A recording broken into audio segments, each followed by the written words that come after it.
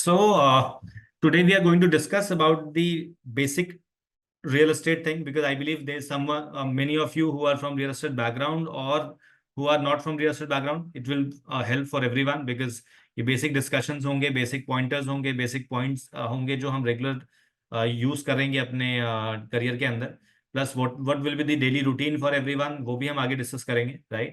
So the first thing हम start करते हैं what is real estate और कहाँ जा रहा है basically what is the plan. So we'll start the agenda. So basic आज की ट्रेनिंग के चार एजेंडा है. First is the understanding about the real estate and the basic terminologies. Second, we will discuss about the pricing strategies, how to builder is giving their price list pricing and how we are going to calculate for the any customer.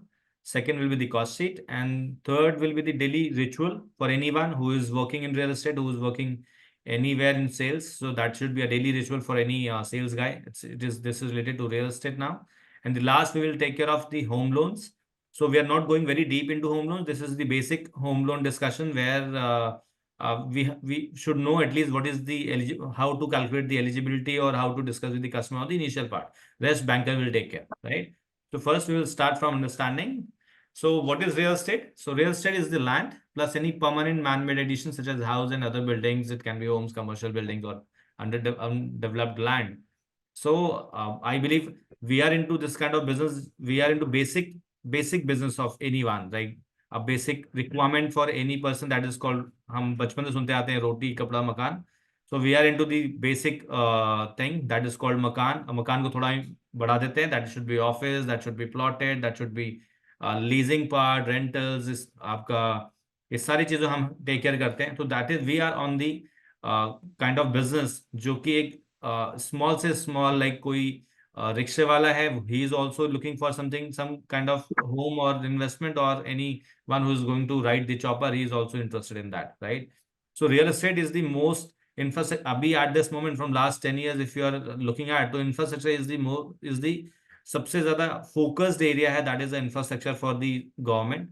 And सबसे ज्यादा कह लो कि budget जो allocate हो रहा है आज की डेट में टुवर्ड्स द डेवलपमेंट वो इंफ्रास्ट्रक्चर के अंदर हो रहा है. And mister Gadkari is doing a fantastic job. So the target at this moment we are in to 7.3% as in GDP when we calculated. तो 7.3% का आज की डेट में हमारा कंट्रीब्यूशन है as in complete India growth, right? Out of this 2025 is expected is 10%, right? हम already एक बहुत बड़े बिजनेस पे बैठे हुए हैं. हम ऑलरेडी क्लोज टू हम अच्छे बिजनेस एक अच्छा सेगमेंट में बैठे हुए हैं. बट हम हर year on year we are expecting a huge growth. So by 2025 we will gain by 3% more or less. 10% will be the total GDP, and by 2030 our real estate market will be the 1 trillion market, right?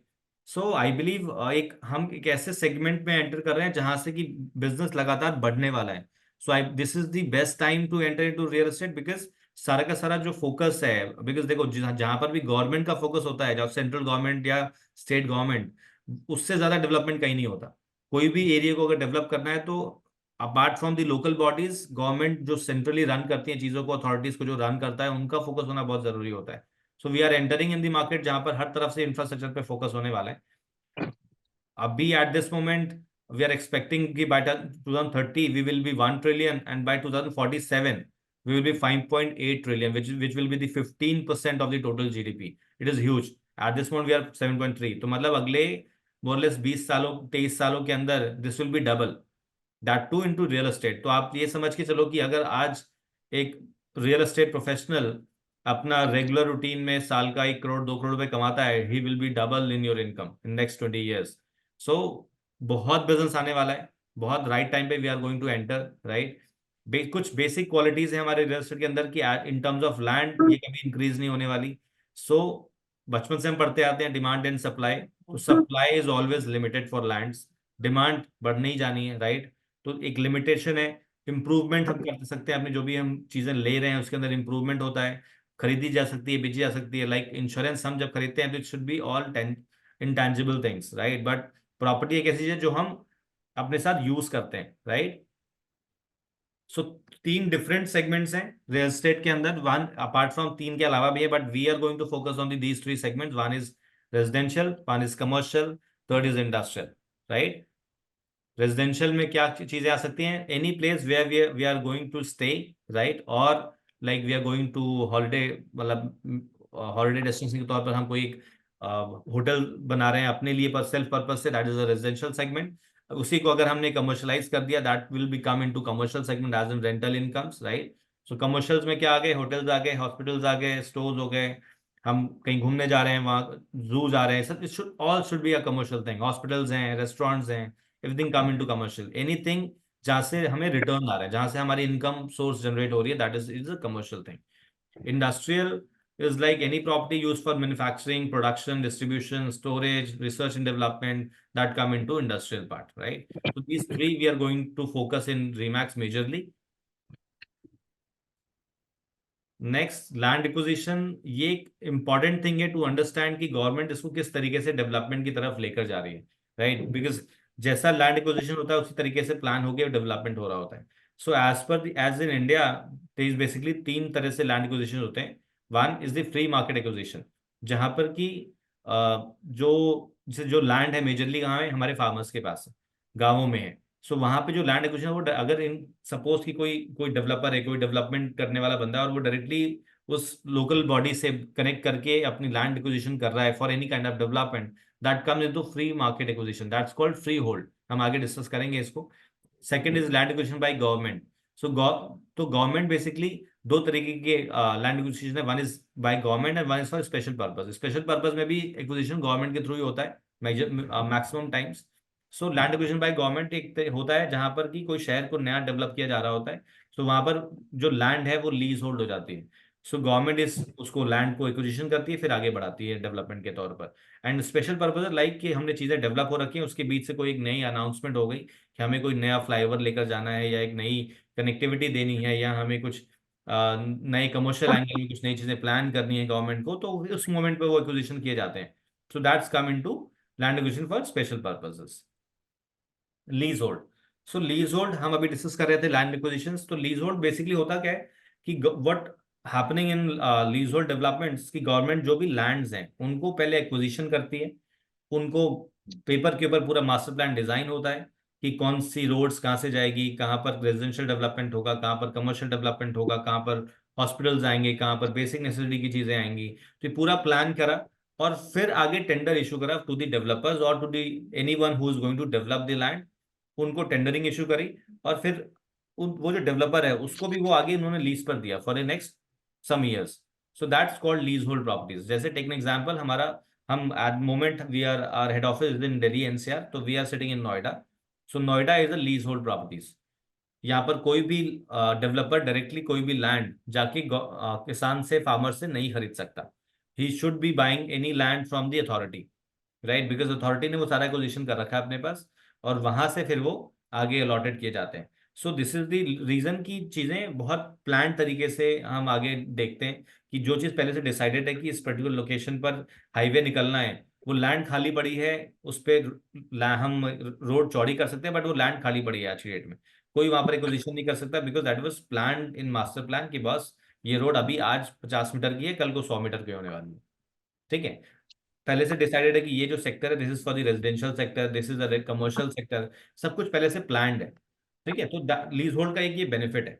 Again when we go for free hold development, free hold development जहां पर कि anyone who is going to develop the property, वो directly farmer के through या directly उस बंदे से deal करता है जिसके पास लैंड है, राइट। सो वो हो गया फ्री होल्ड, जहां पर बीच में गवर्नमेंट का कोई इन्वॉल्वमेंट नहीं है। डेफिनेटली जो बेसिक इंफ्रास्ट्रक्चर डेवलपमेंट है वो गवर्नमेंट को ही करना है, बट जो लैंड की सेलिंग परचेसिंग है वहां पर गवर्नमेंट का कोई इन्वॉल्वमेंट नहीं है। We can buy directly from the owner who have the property. तो that's come into free hold. Take an example of in the NCR only, Gurgaon और गाजियाबाद और Faridabad, these are the free hold properties. I I believe जो चीजें मैं बात कर रहा हूँ, आप लोग इसमें कुछ कहीं भी कोई क्वेश्चन आए, कोई डाउट आए, प्लीज मुझे रोक के क्वेश्चन कर लीजिएगा। ठीक है, अब आगे बढ़ते हैं। So these are some measurements जो हम नॉर्मली अपने अपने डिस्कशंस में यूज करेंगे, राइट। जब भी हम कोई प्रॉपर्टी की डिस्कशन कर रहे होंगे, तो या तो लैंड की कर रहे होंगे, या अपार्टमेंट की कर रहे होंगे, या कमर्शियल ऑफिस स्पेस की कर रहे होंगे, तो हर चीज को डिस्कस डिस्क्राइब करने का एक अलग अलग पैरामीटर है। लाइक हम पेट्रोल गाड़ियों में पेट्रोल भराते हैं तो वो लीटर्स में आता है, राइट। हम कुछ बाय कर रहे हैं अपने बेसिक वेजिटेबल्स और कहीं भी, तो वो हम केजी में बाय कर रहे हैं। वो एक अलग, हर चीज को नापने के, हर चीज को कैलकुलेट करने का एक अलग अलग पैरामीटर सेट है, राइट। ऐसी जब हम लैंड के अंदर या हम प्रॉपर्टीज में डिस्कस करते हैं तो यहाँ पर कुछ टर्मिनोलॉजीज यूज होती हैं, like square feet, like square yard, square metre, acres, hectares, ऐसे अलग अलग सेगमेंट होते हैं, नाउन्स होते हैं, राइट। सो ये बेसिक चीजों का डिस्क हमें जो फर्क है वो हमें पता होना चाहिए, बिकॉज जब हम डिस्कशन में आएंगे क्लाइंट के साथ तो वहां पर कोई कंफ्यूजन नहीं आए। So like one square yard, one गज, हिंदी में कहते हैं इसको स्क्वायर यार्ड, गज। तो one square is equal to 9 square feet, ठीक है। सो एनीवेयर जहां पर हम लैंड की डिस्कशंस कर रहे होते हैं वहां पर या तो हम गज की बात कर रहे होते हैं या हम स्क्वायर मीटर की बात कर रहे होते हैं। तो one square meter is equal to 10.76 square feet, right. One एकड़ is equal to 43,560 square feet. Acres के डिस्कशन कहाँ पर होते हैं? When we are discussing anything bigger land, like agriculture land की बात हो रही है, या we are developing discussion with developers कि भाई ये जो प्रोजेक्ट है कितने एकड़ में है, तो 10 एकड़ में। तो वहां पर जहां पर बड़े लैंड पार्सल्स के डिस्कशंस होते हैं वहां पर we are discussing about the acres और हेक्टेयर्स ऑफ लैंड, राइट। तो ये बेसिक टर्मिनोलॉजीज है which we have to know, because it will use on the daily routine of your discussions, right? दो बेसिक मार्केट हैं जहां पर कि पूरा इंडिया ट्रांजैक्शन करता है, and we are going to focus on these two segments. One is primary, one is secondary. In complete India या कह लो किसी भी डेवलपिंग कंट्री के अंदर में मेजरली जो मार्केट होता है that is secondary, right. Primary वहां पर एक बहुत अच्छा परसेंटेज लेकर आता है। हम बहुत सारी जो बड़ी कंपनीज आप सुनते हैं मार्केट में जो काम करती हैं वो सारे प्राइमरी सेगमेंट के अंदर आज की डेट में काम कर रहे हैं, राइट। क्योंकि प्राइमरी में एक रेगुलेशन है, रूल्स हैं, डिसाइडेड हैं, रेरा एज इन प्लेस, तो चीजों को रन करना आसान हो गया है। So primary is close to 20% is the Indian market. पूरा प्रॉपर्टी की मार्केट की अगर हम बात करें उसमें से 20% is the fresh market. Rest 70 to 80% is the secondary market, right. और सेकेंडरी में कोई भी ऑर्गेनाइज प्लेयर नहीं है। सो रीमैक्स की जब हम बात करते हैं तो रीमैक्स में बेसिकली बेनिफिट क्या है रीमैक्स के साथ, कि we are equally focused on secondary market as well, because what we have as in our tools, like we have a great platform for listing, right, property listing. So that is more focused towards secondary, right. In a current time scenario we are focusing on primary as well. So हम दोनों market पे equally focus कर पाते हैं, because हमारा network इस तरीके से प्लान, हमारा जो पैन इंडिया नेटवर्क है या जो हम वर्ल्ड लेवल पे जो हमारा नेटवर्क है, सो वो इसके अंदर बिजनेस को रन करने में बहुत स्मूथ हो जाता है। तो कोई भी क्लाइंट कहीं से भी लिस्टिंग कर सकता है अपनी प्रॉपर्टी की, that should be secondary market. और कोई भी एजेंट है वो अपनी प्रॉपर्टी की लिस्टिंग कर सकता है, वो उसकी प्रॉपर्टी वर्ल्ड वाइड पे विजिबल हो जाती है। सो ये इस तरीके से सेगमेंट बनाया हुआ है जिससे कि हर किसी को हेल्प होती है। सो दो बेसिक मार्केट है, primary and secondary. So primary क्या है बेसिकली? सो प्राइमरी वो है जहां पर कि we are going to register the property first time, right. Any builder development जहां पर कि बिल्डर ने एक प्रॉपर्टी डिजाइन करी, वहां पर वो लैंड का अप्रूवल्स कराया और उसके बाद अपार्टमेंट बेच रहा है, तो that's coming to primary, because any customer is going to buy that property, he will go to register that property to the authority, and that will be the first buyer, right? So that is primary. Secondary जहां पर हम transfer करा रहे हैं property का, पहले उसका कोई ओनर और है, अब हम प्रॉपर्टी ट्रांसफर करा रहे हैं, that's coming to secondary market. These are some terminologies जो हम नॉर्मली यूज करेंगे या आपको सुनने में आएगा, चाहे वो कस्टमर होगा चाहे डेवलपर विंग में होगा, राइट। तो फर्स्ट इज एफएसआई। एफएसआई क्या होती है बेसिकली? एफएसआई ये डिसाइड करता है कि बस एक पर्टिकुलर प्लॉट के ऊपर या पर्टिकुलर एरिया में कितना कंस्ट्रक्शन अलाउड है by the authority. So her area का एफएसआई एफएआर जो होता है वो कैलकुलेशन पर आता है, जो वहां की लोकल बॉडी डिसाइड करती है कि इस पर्टिकुलर एरिया के अंदर में कितना कंस्ट्रक्शन आपका अलाउड है, राइट। तो टेक एन एग्जांपल कि अगर कहीं पर हम जब आप डिस्कशन में आए आपने बिल्डर से पूछा यार कितने का एफआईआर है, उसने बोला भाई 3 का एफआईआर है। So what do you mean by 3 का एफआईआर है? टेक एन एग्जांपल कि you have a plot which is like 1000 गज का प्लॉट है, या 1000 गज के ऊपर आपको कितना कंस्ट्रक्शन अलाउड है। तो जब व्हेन वी एनीवन सेज 3 का एफआईआर, दैट मींस 1000 गज इंटू 3, 3000 गज का कंस्ट्रक्शन अलाउड है। अब 1000 गज के प्लॉट में 3000 कंस्ट्रक्शन कैसे कर सकते हैं? सो अब उसमें क्या हो, उसी उसके फ्लोर्स बनते हैं, क्योंकि गवर्नमेंट के नाम है कि फ्रंट में भी कुछ छोड़ना है पीछे भी कुछ छोड़ना है। सो कैसे बंदा 3000 गज को यूज करेगा, तो वो फ्लोर बढ़ जाते हैं, 2 फ्लोर, 3 फ्लोर, 4 फ्लोर। वो परमिशन आगे से आती है कि आप 4 फ्लोर तक कंस्ट्रक्शन कर सकते हैं, आप 3 फ्लोर तक कंस्ट्रक्शन कर सकते हैं। सो ये होता है एफएसआई या FAR, right. Floor area ratio और floor space index. FSI use होता है जब हम कोई बड़े लैंड्स की बात कर रहे होते हैं कि भाई 5 एकड़ का लैंड है, उस पर कितना का एफएसआई, कितना कैलकुलेशन आएगा। एफएआर आ जाता है जहां पर हम छोटे प्लॉट की बात करते हैं, 100, 200 गज, कि जब हम बेसिक रिटेल में बात कर रहे हो तो that's coming to FAR. Site plan basically क्या होता है कि एक प्रॉपर्टी के Excuse me, अंदर sir. जब भी हम कोई मास्टर प्लान डिजाइन कर, या sorry, Sir, Amar from. Sir, please repeat for what is FSI? Sorry, FSI. Yes yes, FSI is the same thing in to land, right. जब भी कोई लैंड परचेज, कोई भी डेवलपर जब लैंड परचेज करने जाता है, राइट, तो वहां पर एफएसआई चेक होती है कि वो कितना कंस्ट्रक्शन उस एफएसआई, उसको कितने की एफएसआई गवर्नमेंट से अलॉट हो रही है, वो कितना कंस्ट्रक्शन उस लैंड पे करेगा। Means that is similar. FSI and FAR are yes yes yes, almost this is similar. The केवल यूनिट टू यूनिट का फर्क है। जहाँ पर रिटेल की बात हो रही है वहाँ एफएआर है, जहाँ पर बड़े लैंड की बात हो रही है वहाँ पे एफएसआई है जो हम गवर्नमेंट से अलॉट करा रहे हैं, Okay, okay. Right. Second is the site plan. So site plan is basically a master plan for any development. That's called site plan.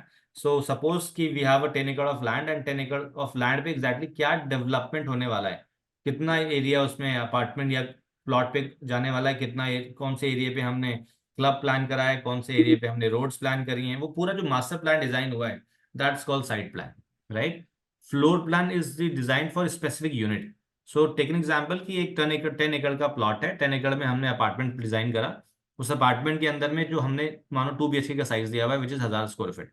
सो उस 1000 स्क्वायर फीट का जो प्लान है कि कितने बाई कितने का कमरा है, कितना बाई कितने का आपका किचन एरिया है, ये जो बेसिक डिजाइन है एक यूनिट की डिजाइन करी, that's called floor plan, right.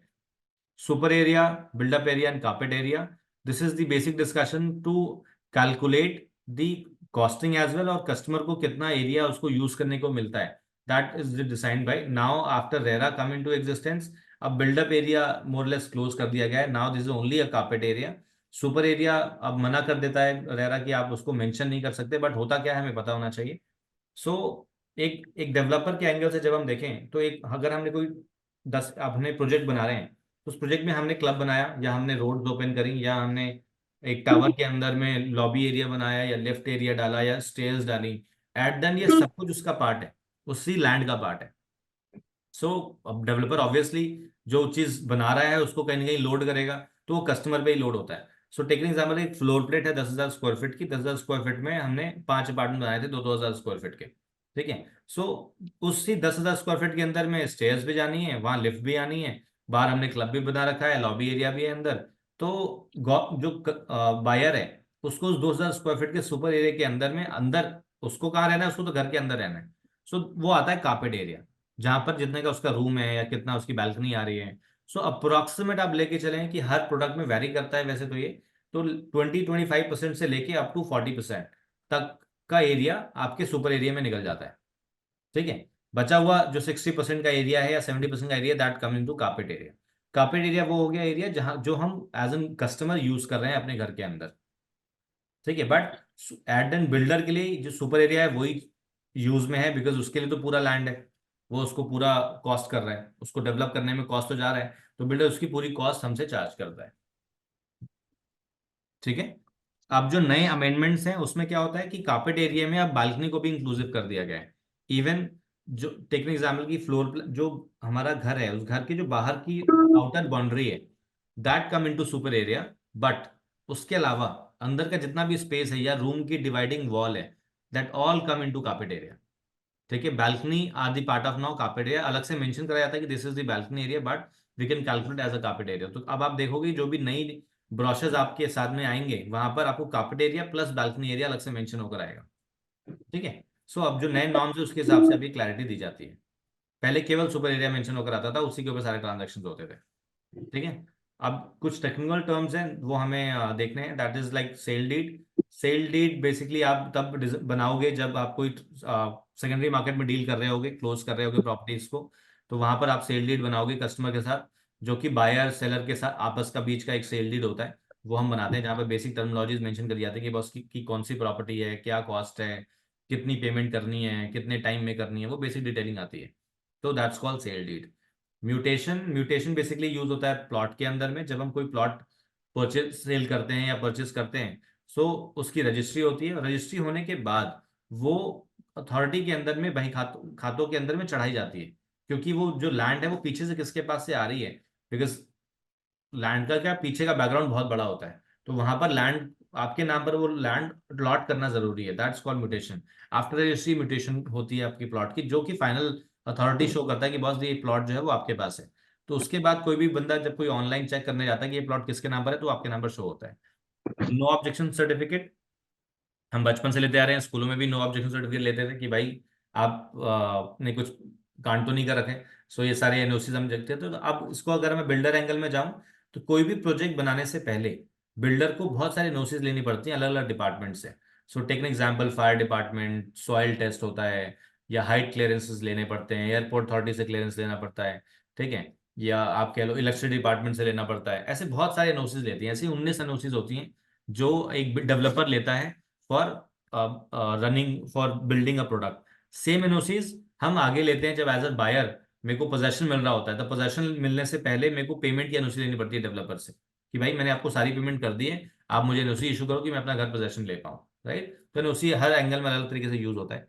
Occupancy certificate क्या होता है? ऑक्यूपेंसी सर्टिफिकेट इज बेसिकली जब कोई भी डेवलपमेंट प्लान हुई और वो पूरी डेवलप हो गई, फिर बिल्डर ने अथॉरिटी में अप्लाई करा कि बस now my property is ready, come and check the property and give me the occupancy certificate, जिससे कि मैं कस्टमर्स जो जिन्होंने प्रॉपर्टी खरीदी है उनको मैं इन्विटेशन दे पाऊँ कि बस come and have a possession. वो पोजेशन लेटर में उनको शूट करूँ जिससे कि वो आए और अपना रहना शुरू करें। तो ऑक्यूपेंसी मतलब ऑक्यूपाई करने से पहले एक सर्टिफिकेट इशू करता है अथॉरिटी टू दी बिल्डर कि बस वट एवर दी फैसिलिटीज आपने बोली थी वो आपने बना दी। बेसिक जो सेफ्टी सिस्टम्स है वो आपके रेडी हैं, लाइक फायर सेफ्टी, लाइक आपने लिफ्ट वगैरह की सेफ्टी करा दी है, आपने एसटीपी बना दिया है, सिवर ट्रीटमेंट प्लान बना दिया है, आपने वाटर सिस्टम बनाया हुआ है, ये सब चीज़ें आपने डिजाइन बना दी हैं। वो सब सब स्टार्टेड है, तब वो ऑक्यूपेंसी सर्टिफिकेट आपको इशू करता है। ठीक है, पोजेशन लेटर, हम पोजेशन जब ऑक्यूपेंसी सर्टिफिकेट मिल जाता है तो बिल्डर पोजेशन लेटर इशू करता है कस्टमर को कि आप आइए और अपना पेमेंट करके अपना घर का पोजेशन लीजिए। That's called possession letter. Tri party agreement include certificate की हमें बहुत जरूरत नहीं पड़ती, उसको छोड़ देते हैं। ट्राई पार्टी एग्रीमेंट बेसिकली होता है जब हम कोई भी प्रॉपर्टी के ऊपर लोन ले रहे होते हैं। तो जैसे नाम में मेंशन है ट्राई पार्टी, तो इसमें तीन पार्टियां इन्वॉल्व हैं। One is the buyer, one is the seller and third one is the banker. तो तीन लोगों के बीच में एक एग्रीमेंट साइन होता है for the home loan purpose, that's called tri party agreement. Pre EMI basically we can say that, इसको हम दो एंगल में समझ सकते हैं। वन, जब हम इसको लोनिंग सेगमेंट में समझते हैं, तो जब भी टेक एग्जाम्पल हमने कोई लोन लिया, मानो 20 लाख का लोन लिया हुआ है और उसकी ईएमआई चालू हो गई, तो जब तक अगर हम किसी अंडर कंस्ट्रक्शन प्रॉपर्टी के अंदर ये लोन ले रहे हैं, तो मेरी जो पोजेशन से पहले जो ईएमआई मेरी जा रही है दैट्स कॉल्ड प्री ईएमआई, जहां पर कि बैंकर हमसे केवल और केवल इंटरेस्ट ले रहा है, वो प्रिंसिपल अमाउंट हमसे अभी नहीं ले रहा है। That's called pre EMI. ठीक है। दूसरे एंगल में अगर मैं इसको देखूं कि जब हम कोई स्पेशल पेमेंट प्लान डिजाइन होता है like subvention plan, subvention plan बहुत टाइम पे डेवलपर इंट्रोड्यूस करता है, वहां पर प्री ईएमआई इसको भी उसको भी कहते हैं नो ईएमआई स्कीम या प्री ईएमआई, जो वहां पर भी आती है, वहां पर प्री ईएमआई बिल्डर पे कर देता है बैंकर को, और एज अ कस्टमर हमें कुछ पे नहीं करना पड़ता पोजेशन तक। तो that's come to pre EMI. अब हम बेसिक यहाँ तक की चीजें क्लियर हैं? कोई कोई डाउट, कोई क्वेश्चन तो प्लीज मुझे पूछिए। No, sir. Through all through, sir. Great. So अब हम आगे बढ़ते हैं। अब हम बात करते हैं बेसिकली कि क्या प्राइसिंग स्ट्रैटेजीज एक डेवलपर फॉलो करता है, और उस प्राइसिंग को हमें कैसे कैलकुलेट करके कस्टमर तक लेकर जाना है। बिकॉज हम जिस जिस टिकट साइज में हम डील करते हैं प्रॉपर्टीज के अंदर, यहाँ पर कि अगर आपने कोई छोटी भी गलती करी तो एट द एंड वो लाखों का डिफरेंस करती है। तो हमें वो प्राइसिंग बहुत जरूरी है समझने की, क्या प्राइसिंग होती है और क्या क्या टर्मिनोलॉजी प्राइसिंग के अंदर यूज करी जाती है। ठीक है। सो बेसिकली एक प्राइसिंग के अंदर में जब हम Hello. डेवलपर साइड पे बात करते हैं तो दो तरीके की कॉस्ट होती है। One is the basic cost, ठीक है, basic sales price, which cost the land cost and the construction cost. ठीक है, that's called basic sale price. ठीक है। Second is the other charges. Other charge में बहुत सारी चीजें होती हैं, हम आगे इसको थोड़ा और जो कि फैसिलिटीज और एमिनिटीज को से रिलेटेड होती हैं, उसको हम आगे और डिटेल में बात करेंगे। ठीक है। थर्ड हो गया गवर्नमेंट चार्जेस। गवर्नमेंट चार्जेस में आगे हम जीएसटी पे करते हैं आज की डेट में, स्टैम्प ड्यूटी हो गया, रजिस्ट्रेशन हो गया, टीडीएस हो गया, लॉयर एक्सपेंस हो गया, ये सारी चीजें गवर्नमेंट के चार्जेस में निकल कर आता है। ठीक है। आगे बढ़ते अदर चार्जेस पे आते हैं। So other charges is basically her location में ना कुछ कुछ चार्जेस अलग होते हैं, कुछ चीजें सेम होती हैं, राइट। जैसे पहला है लीज रेंट। लीज रेंट आपने पहले जब मैं बता रहा था तो आपने देखा होगा कि दो तरीके का लैंड डेवलपमेंट था, one is the lease hold, one is free hold. तो जहां पर लीज होल्ड डेवलपमेंट है वहां पर लीज रेंट जाता है। ठीक है। ये लीज रेंट क्या होता है बेसिकली कि अथॉरिटी ने बिल्डर को वो लैंड 99 ईयर्स की लीज पर दिया और उस लीज की एक कॉस्ट फिक्स कर दी। ठीक है, कि बस ये लैंड पे आपको इतना कॉस्ट पे करना है। वही सेम कॉस्ट को बिल्डर ने क्या करा, उसको डिवाइड किया अपने जितने भी अपार्टमेंट वो बनाने वाला है, और उसको कस्टमर के ऊपर लोड कर दिया। That's called lease rent. This is for 99, this is one time cost, it's for 99 years. फिर उसके आगे होता क्या, 99 ईयर्स के बाद क्या होगा, तो वैसे तो मैक्सिमम टाइम पे 20 साल 25 साल के बाद चीजें डेवलप करके एरिया को फ्री होल्ड कर दिया जाता है। ठीक है, जैसे दिल्ली में द्वारका था, पहले लीज होल्ड था, फिर वो फ्री होल्ड हो गया। तो ऐसे ही मतलब we are expecting the same into Noida and the other areas जहाँ पर भी लीज होल्ड प्रॉपर्टीज हैं। Second is the EDC, IDC, external development charges, infrastructure development charges. So external development charges, अब यहाँ पर जो सेकेंडरी चीज थी lease hold and free hold, free hold के अंदर में ये चार्जेस शो किए जाते हैं। तो इंफ्रास्ट्रक्चर डेवलपमेंट चार्जेस जैसे लाइक रोड्स इंफ्रास्ट्रक्चर बनाना, वहां तक सिवर लाइन लेकर आना, इलेक्ट्रिसिटी लेकर आना। एक्सटर्नल डेवलपमेंट चार्जेस मतलब उस सोसाइटी के अंदर में जो बाहर के सराउंडिंग में डेवलपमेंट है वो चार्जेस में एक्सटर्नल डेवलपमेंट चार्जेस लेकर आते हैं। Third is the fire fighting. As per the new norms of the properties of the construction, हर जगह पे फायर सेफ्टी नॉर्म्स बनाए गए हैं। तो as per the new norms, हर जो भी हम थोड़ी बहुत कंस्ट्रक्शन आजकल में करते हैं वहां पर फायर सेफ्टी मैंडेट कर दी गई है। सो उसमें उसको सेटअप करने में जो भी कॉस्ट आती है वो हमसे चार्ज करी जाती है as an customer. So that is fire fighting charges. Car parking expenses clear है, क्लब मेंबरशिप क्लियर है।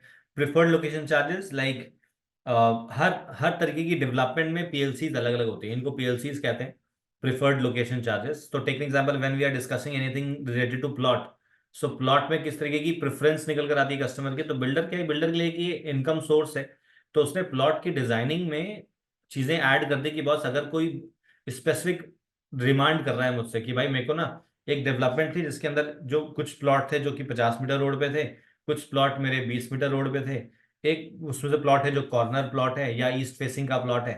तो बिल्डर ने क्या करा कि इसकी एक प्रिफर्ड लोकेशन की चार्ज लगा दी कि बस टोटल जो प्लॉट की कॉस्ट है मानो 20 लाख की है, लेकिन अगर आप एक कॉर्नर लोगे तो 20 की जगह आपको 22 का पड़ेगा या 21 का पड़ेगा, या 50 मीटर प्लॉट मेन रोड पे लोगे तो आपको 22 का पड़ेगा। ऐसे उन्होंने एक चार्ज ऐड कर दिया।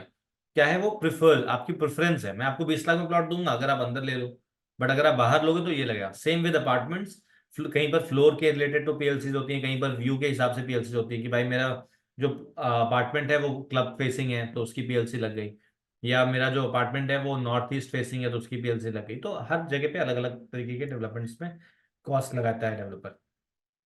ठीक है, कुछ पोजेशन चार्जेस आते हैं जो इनिशियली पता नहीं, इनिशियली पता होते हैं लोगों को, बताए जाते हैं, बट कस्टमर को बेसिकली वो पोजेशन पे पता चलता है। One is the electronic meter. तो आप देख रहे होंगे आज के डेट में हर सोसाइटी के अंदर में 2 मीटर लगता है। One is for the central connection जो आ रहा है बिजली का, सेकंड फॉर द डेवलप आपका बैकअप का मीटर। तो ऐसे 2 मीटर लगे होते हैं, तो वन इज उसी का मीटर का कॉस्ट होता है। इलेक्ट्रिफिकेशन चार्जेस जो इलेक्ट्रिसिटी लेकर आ रहे हैं, वायरिंग जो हो रही है उसकी कॉस्ट होती है। पावर बैकअप जो हर जगह पावर बैकअप दिया जा रहा है, तो कैसे दिया जा रहा है, उसके पीछे एक एक्सपेंस होता है, लाइक जनरेटर लगाई जा रही है या कोई और एक्सपेंस किया जा रहा है, तो that's come into power backup. Monthly maintenance, चीजों को मैनेज करने के लिए मंथली मेंटेनेंस बिल्डर चार्ज करता है हमसे। आईएफएमएस, ये इंटरेस्ट एक इंपॉर्टेंट पॉइंट है जो क्लैरिटी होनी चाहिए, इंटरेस्ट फ्री मेंटेनेंस सिक्योरिटी। ठीक है, ये एक ऐसा कॉस्ट है जो कि कहीं भी यूज नहीं हो रहा है। ठीक है, builder is charging from the customer, but that all amount is deposited into different account. ठीक है, and that account should be delivered to the RWA whenever the RWA is come into existence. ठीक है, because ये तब use होगा when there is any expense which is huge और उसके लिए कलेक्शन नहीं किया जा सकता। तो टेक एन एग्जांपल, मानो कि मैं किसी अपार्टमेंट में रहता हूँ and I am on the 15th floor, total building 20 floor की है, एंड वहां पर ना 3 लिफ्ट्स लगी हुई हैं। तो सपोज कि कल को कोई एक लिफ्ट खराब हो जाती है एंड वो हमें रिप्लेस करनी पड़ती है एज एन बायर। तो व्हाट आर दी ऑप्शंस? पहला ऑप्शन कि हम कलेक्शन करने जाएं, ठीक है, पूरे टावर के लोगों से पैसा लें और फिर वो चीज़ों को बदल दिया जाए। अब वहां पे चैलेंज क्या है, बहुत सारे लोग इन्वेस्टर्स हैं, राइट, जो वहां रहते ही नहीं है, जिन्होंने रेंट पे दे दिया फ्लैट या खाली पड़ा हुआ है। बहुत सारे ऐसे फ्लोर अपार्टमेंट्स हैं जो कि ग्राउंड फ्लोर पर हैं या फर्स्ट फ्लोर पर हैं, वहां का जो ओनर है हिस्से हैं कि यार मैं तो कभी यूज ही नहीं करता, मैं तो ग्राउंड फ्लोर पे रहता हूँ या मैं फर्स्ट फ्लोर रहता हूँ, आई आई यूज दी स्टेयर्स, राइट। तो ऐसी ये ऐसी बड़े एक्सपेंसेस को आप कलेक्शन करके नहीं पूरे कर सकते। It's as that moment IFMS, ये जो अमाउंट डिपॉजिटेड है आरडब्ल्यू के पास, वो अमाउंट से पैसा लेकर के इन चीजों को डेवलप किया जाता है, राइट। सो ये एक रिफंडेबल अमाउंट होता है, when ever people go out from the society, ये उनको रिफंड किया जाता है। That's why it's called interest free, क्योंकि अगर आपने 5 साल आप रहे तो उस 5 साल आपको इंटरेस्ट नहीं मिलने वाला, that is called interest free maintenance security. ठीक है। लेबर वेलफेयर हर हर जगह नहीं लगता, कहीं कहीं पे स्पेशल सिचुएशन में लेबर वेलफेयर लगाया जाता है। Water and PNG connection, water expenses जो आते हैं आपके, कनेक्शन आता है आपकी सोसाइटी या आपकी डेवलपमेंट तक, पीएनजी लाइक आईजीएल जो लेकर आता का कनेक्शन आता है, उसकी एक अलग कॉस्ट होती है। तो एट द एंड जो भी आपकी सोसाइटी के अंदर या जो भी आपकी डेवलपमेंट के अंदर में चीजें लगाई जा रही हैं, वो एट द एंड कस्टमर से ही चार्ज करी जा रही है, बट उनके अलग अलग हेड्स बने हुए हैं, उन अलग अलग हेड्स के हिसाब से कैलकुलेशन निकल कर आती है। और ये सारा कैलकुलेशन करने के बाद एक प्रॉपर्टी की कंप्लीट कॉस्टिंग निकलती है। So whenever we are sitting with the customer and giving him the best price और द फाइनल प्राइस, तो हमें इन चीजों का ध्यान रखना है कि कोई भी चीज मिस नहीं होनी चाहिए।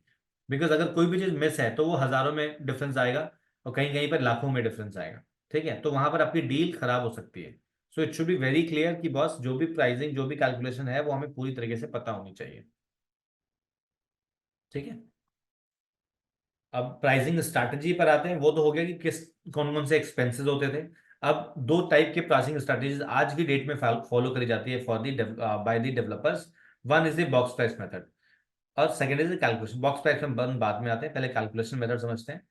सो कैलकुलेशन मेथड क्या है कि ये जो एक्सपेंसेस थे, ठीक है, बेसिक सेल प्राइस, जीएसटी, ये सारा अदर चार्जेस, ये पोजेशन चार्जेस, सबको ऐड करके और फाइनल कॉस्ट दी जाती है, दैट कॉल्ड कैलकुलेशन मेथड, जहां पर कि हर एक आइटम जो कॉस्ट है उसको बाइफरगेट किया हुआ है, उसकी डिटेलिंग करी हुई है कि भाई आपका जो क्लब मेंबरशिप है वो ₹1,00,000 का है, कार पार्किंग ₹2.5 लाख का है, पीएलसी ₹100 पर स्क्वायर फीट है, पावर बैकअप ₹25,000 का है। ऐसा वो एक्सपेंसेस डिक्लेयर करा हुआ है और उस डिक्लेयर को हमने टोटल को कैलकुलेट करा और फिर कस्टमर को बताया, तो that's called calculation method. Box price method come into existence जब RERA came into the picture, right. So RERA ने बोला कि बॉस अब आपको सुपर एरिया पे चार्ज नहीं करने का है, तो अब आप कारपेट एरिया पे चार्ज करो। तब वहां पे हुआ क्या, चैलेंज क्या निकल कर आया, तो सपोज 1,000 स्क्वायर फीट का सुपर एरिया था जो कि ₹5,000 पर स्क्वायर फीट पे सेल हो रहा था, तो कितने की कॉस्ट हुई, ₹50 लाख की। अब उसको बॉक्स प्राइस मेथड पे अगर मेरे को कारपेट पे बताना हो, राइट, तो 1,000 स्क्वायर फीट का अगर मैंने 40% कम कर दिया तो ₹600 का, 600 स्क्वायर फीट का साइज हो गया कारपेट के अंदर।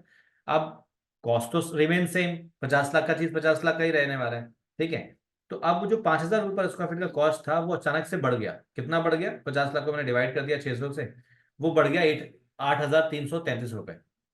अब कल तक जो प्रॉपर्टी ₹5,000 पे सेल हो रही थी वो अचानक से आज 8,500 पे सेल होगी, तो कस्टमर को सूट नहीं करेगा, वो कस्टमर को लॉजिक समझ नहीं आएगा कि यार कल तक तो 5,000 था, आज 8,500 है, बशर्ते कि अब आप कारपेट की बात कर रहे हो, पहले सुपर की बात करो, बट ये लॉजिक समझ नहीं आता कस्टमर को।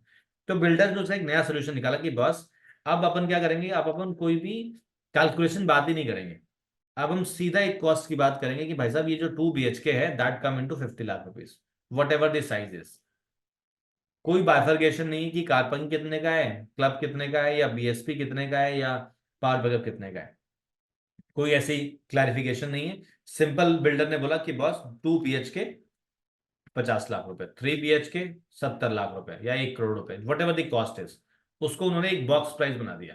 तो आज की डेट में जितने भी आप ए ग्रेड डेवलपर्स की जब आप बात करते हो तो मैक्सिमम जगह पे आपको एक बॉक्स प्राइस मेथड मिलता है।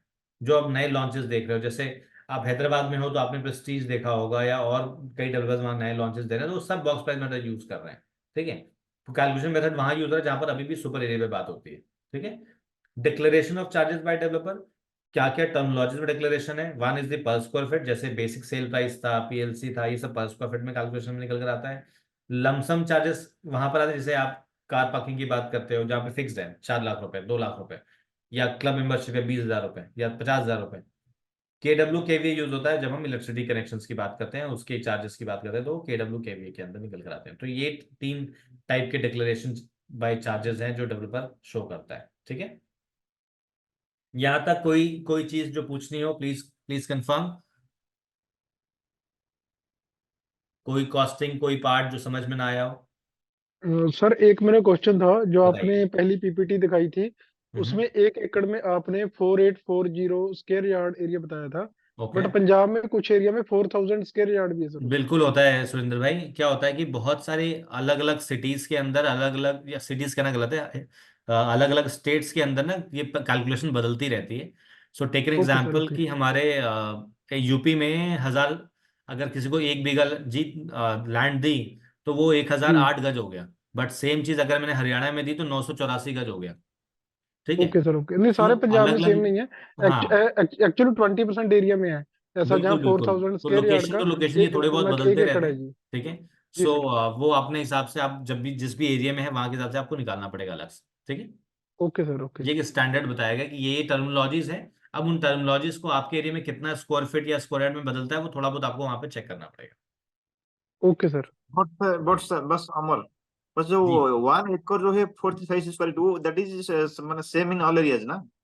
Which one? एकड़ का जो 1 एकड़ इक्वल 4356 जो स्क्वायर फीट जो है, दैट आल्सो लेकिन कैन वो that change, is that also can change because ये जो कैलकुलेशंस है ना, बेसिक जो आपको स्टैंडर्ड आपको फिक्स मिलेगा दैट इज अब 1 square yard is equal to 9 square feet. ठीक है, that remain same for every place, right. But whenever go for any land land calculations और लैंड चेंजेस, तो वहां पर अलग एरियाज के अंदर अलग अलग तरीके की कॉस्टिंग मेंशन कर, अलग अलग एरिया मेंशन करा जाता है। समवेयर आपको 1 एकड़ में 43,000 मिलेगा, कहीं पर 1 एकड़ में 40,000 मिलेगा। तो ये डिफाइफिकेशन आएगा depend on the locations. Okay okay. ठीक है। हमें जो बेसिक थॉट क्लियर होना चाहिए कि what are the terminologies we are using, acres में, हेक्टेयर्स में, स्क्वायर फीट में। जैसे we are selling a property like apartment, तो वो स्क्वायर फीट में डिस्कशन होता है। When we are selling land तो वो स्क्वायर यार्ड में बात होता है। When we are selling bigger agriculture land वो हेक्टेयर्स में, एकर्स में बात होता है। सो ये टर्मिनोलॉजीज में पता होना चाहिए। Depend on the location we can calculate the जो एग्जैक्ट साइजेस आते हैं। Any other question apart from this? Sir, what is KW? Last KW KVA Okay, charges. so this is kilowatt, right? So जब हम Yeah. Electricity load की बात करते हैं, सो kilowatt में Okay. और केवीए में निकल कर आता है। ठीक है। सो Mm-hmm. इलेक्ट्रिकल चार्जेस, बिकॉज जब हम डिस्कस, अभी हम आगे जब आएंगे कॉस्टिंग के ऊपर तो आपको एक और क्लियर होगा। ठीक है। सो ये इलेक्ट्रिसिटी का लोड होता है जो केडब्ल्यू और केवीए में निकल कर आता है। Okay. जी। Thank you. Any other thing? Done. So अपन आगे बढ़ते हैं। अब मैं एक कैलकुलेशन दे रहा हूँ आपको, कॉस्टिंग है वो, एक प्रॉपर्टी की कॉस्टिंग आप सबको निकालनी है। ठीक है। कितनी उसकी एग्जैक्ट कॉस्टिंग है वो आपको कैलकुलेशन मेथड पे निकालनी है, बिकॉज बॉक्स फाइनल में आपको कोई मेहनत नहीं करनी पड़ती। बट कैलकुलेशन मेथड में आपको एग्जैक्ट कॉस्टिंग निकालनी होती है। तो अगले स्लाइड पे मैंने एक एग्जाम्पल बनाया हुआ है। उस एग्जाम्पल को आप सबको कैलकुलेट करना है कि what is the exact cost for that property. ठीक है, थोड़ा ध्यान से पढ़िएगा। कुछ कुछ चीजें मैंने उसके अंदर डाली हुई हैं, वो आपको पढ़ने वाली चीज है। ठीक है। ये हो गई एक टोटल कैलकुलेशन है। ठीक है, आपको इसको टोटल कॉस्ट निकालनी है। ठीक है। यहाँ पर एक 2 BHK अपार्टमेंट है जो कि 1000 स्क्वायर फीट का है। फ्लोर है उसका 5th, फेसिंग है पार्क। ठीक है। ये बेसिक कॉस्ट है, ये लीज रेंट है, car parking, club membership, IFMS and other charges. आपको इन सबको कैलकुलेट करके ये बताना है कि ये 2 BHK का फाइनल 1000 स्क्वायर फीट का फाइनल कॉस्ट कितना बैठेगा। ठीक है। डन। तो you have 3 minutes, 4 minutes, please do that, everyone please. Sir, we need to calculate everything, right? Yes, everything आपको कैलकुलेट करनी है। एक यूनिट का, 5th फ्लोर की यूनिट का आपको कॉस्ट निकालना है जो कि पार्क फेसिंग यूनिट है। ठीक है। जिसका हो जाएगा फर्स्ट प्लीज बताएगा। Andas 40 lakhs. Sorry, Andas 40 lakhs. 40 lakh. Yeah. कोई और? आप मैसेज All चैट बॉक्स में inclusive. मैसेज कर दीजिए आपकी total cost. Sir 42,30,000। Chat box में डालिए प्लीज। या 41,10,000। प्लीज चैट बॉक्स में डालिए। आप लोग टोटल में मैसेज कर दो, मतलब उसमें पता चल जाएगा एग्जैक्टली किसका किसका मैसेज। जैसे शोएब अहमद का आया है मेरे पास 42,55,000। और किसका किसका है? सर सुरेंद्र मेरा भी आपने है। कैलकुलेट किया। आनंद का आया है 44 लाख। Anyone else? Amar, Amar, Prabhakar ji, Suchitra, Surender? Sir already given 42,30, 2,30,000। 41,10। आप लोग डालो ना फटाफट, चैट पे डालो, चैट पे डालो यार। लक्ष्मी जी आई है 40,50,000। ओके, 41,10,000। डालो डालो चैट में डालो भाई, चैट में डालो। पता चले ना कौन सा कौन कितना बता रहा है, तो पता चलेगा। जैसे अभी तक मेरे पास एक राइट आंसर है, सुरेंद्र का आ गया 42 लाख। ओके, अभी तक सिर्फ एक मेरे पास राइट आंसर है, that to Shoaib. Sir, I'm unable to see others chat members chat. Anyone else coming with the answer, और हम आगे बढ़े? नफीसा, नफीसा, बहुत सारे लोग हैं यार, Nafisa, Sudhakar, Anoop Kalra ji, Sir, getting, sir, getting, sir. Sir, getting, sir. Message करिए 43 फटाफट। lakhs, sir. 43 lakh, Sir, just a second. I'm calculating that please do that फटाफट। last thing. Kaleem, asset infra, Kaleem, Kaleem क्या क्या हाल है? How are you Kaleem, are you there? Arshi, वाह अर्शी, क्या है total cost? BN Prabhakar ji का आया है 41,10,000, नॉट राइट। और कोई आंसर करने वाला है या आगे बढ़े? सतीश अरोड़ा जी, आपका आंसर आया है? नहीं आया अभी तक। मिस्टर विजय कुमार, आपका आया क्या? 42,30,000। अमित कुमार साहू, थोड़ा सा मिस कर गए हो साहू साहब, बहुत थोड़ा सा मिस हुआ है, एक चीज आपने ध्यान से पढ़ी नहीं है, वरना आप बिल्कुल करेक्ट पहुंचे, बट एक चीज मिस हो गई है आपसे। अर्शी, बताओ भाई, आप लोग तो पुराने लोग हो। Sir, 75. Sorry, 42,55,000। Okay, Amar Kumar Sahu ji 42,55,000, cool. So the right answer is 42,55,000। ठीक है, सही देने वाले लोगों में से That is हैं अनूप कालरा जी। 20,000 for KVA. That is the last one is power backup 20,000 for KVA. That is 2 right KVA. That is right that is right right, तभी तो मैं कह रहा था कि आप लोगों को पढ़ना पड़ेगा, ध्यान से पढ़ना पड़ेगा। right, sir. Right. Right, so 42,55,000 is the right answer. Right, so उसमें कहाँ कौन मिस कर गया है, मैं एक बार इस पूरे इलस्ट्रेशन को आपको बताता हूँ। ठीक है, सो बीएसपी इज, आपको अब इसमें कैलकुलेशन कैसे करना है, आपको इजी कैसे बनाना है कैलकुलेशन को, कि जितनी भी चीजें पर स्क्वायर फिट के लिए हैं उनको आप एक साथ ऐड कर लो। तो 3500 प्लस 75। सो इसको आसान कैसे करना है कि जो पर स्क्वायर फीट की चीजें सबको एक साथ ऐड कर लो, like basic, lease rent, IFMS, FFC, PLCs, आप इनको सबको ऐड कर लो। ठीक है, सो टेक एन एग्जांपल कि आपने करा 3500 plus 75 plus 25 25 plus plus 20 20 plus plus 100 ₹100 का पीएलसी plus प्लस 75. ₹75 की पीएलसी, ये आया 3795। ठीक है, Right. अब 3795 को मैंने इंटू कर दिया 1000 स्क्वायर फीट से, ये आ गया 37,95,000। ठीक है, अब सेकंड काम किया मैंने, जितने भी लमसम कॉस्ट उनको भी एक साथ ऐड कर लिया। तो 3 लाख की पार्किंग, क्लब मेंबरशिप 75,000 की, तो इस पे 37,95,000 मैंने 3,75,000 रुपए ऐड कर दिए, हो गया 41,70,000। अब इसके बाद मैं नीचे आया, 35,000 रुपए का मेरा मीटर ऐड हो गया, मैंने इस पे ऐड कर दिया 35,000। अब इस पे मेरा पावर बैकअप आया विच इज 25,000 पर केवीए, बट 2 केवीए मैंडेटरी लिखा हुआ था, ये एक दो लोगों ने मिस करा था। ठीक है, सो ये टोटल मिला के हो गया 50,000, तो प्लस ऐड कर दो 50,000, ये आ गया 42,55,000। ठीक है, so Shoaib is the first one जिन्होंने बिल्कुल सही आंसर करा था। ठीक है, और उसके बाद तो कई सारे लोगों ने अच्छे आंसर्स करे, लाइक सुरेंद्र आई बिलीव थोड़ा मिस कर गए, प्रभाकर जी थोड़ा मिस कर गए, साहू साहब बहुत नियर पहुंचे थे, फिर उसके बाद फिर उन्होंने सही आंसर करा है, कालराज जी ने बिल्कुल सही करा था। ठीक है, सो आई बिलीव इसको हम, ये हो गया हमारा एग्जाम्पल। ठीक है, इससे हम ये कैलकुलेट कर लेंगे कि एग्जैक्टली मेरी प्रॉपर्टी की क्या कॉस्ट आ रही है, और वही कॉस्ट हम आगे कस्टमर के साथ डिस्कस करेंगे।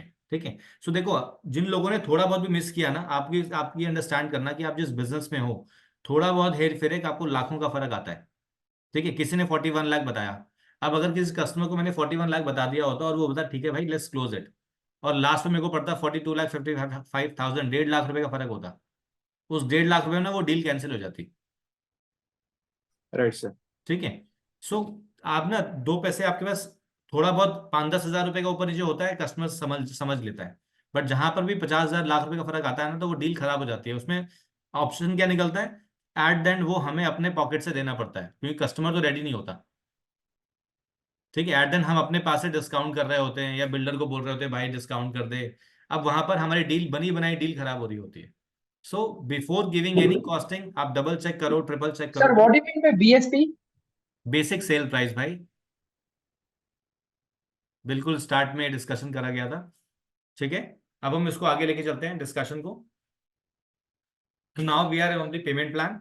सो किन किन टाइप्स के पेमेंट प्लान होते हैं वो हमें समझने जरूरी है। वैसे तो बहुत बेसिक्स है ये, ठीक है। So like CLP plan, construction link plan, नाम से ही समझ आता है कि जैसे कंस्ट्रक्शन होगी, जैसे डेवलपमेंट आएगी, पेमेंट प्लान होगा। तो पेमेंट प्लान होता क्या है कि एक प्रॉपर्टी को, बिकॉज बहुत सारे लोगों को ना होता क्या है कि हम जब प्रॉपर्टी की बात करते हैं तो ऐसा लगता है कि यार पूरा पैसा ना एक बार में देना पड़ता है। आज भी बहुत सारे लोग इसलिए प्रॉपर्टी नहीं खरीद पाते बिकॉज उनको नहीं पता कि आज के डेट में कितना आसान हो गया है एक प्रॉपर्टी को बाय करना। एक 50 लाख की प्रॉपर्टी आप 10 लाख रुपए पे खरीद सकते हो, ठीक है, बिकॉज आप लोन करा लो और आपकी EMIs में आप वहां रह लेते हो, या जो भी एक्स्ट्रा कैलकुलेशन आप बना सकते हो। पुराने जब था तब हमें पूरा पैसा एक बार में देना पड़ता था। तो आज बहुत इजी हो गया है प्रॉपर्टी खरीदना। आज बहुत सारे यंगस्टर्स प्रॉपर्टी ले लेते हैं, क्यों? क्योंकि उनकी सैलरी ठीक है और उनको बहुत सारा डाउन पेमेंट करना नहीं पड़ता। मेन चैलेंज डाउन पेमेंट पे आता है, ठीक है।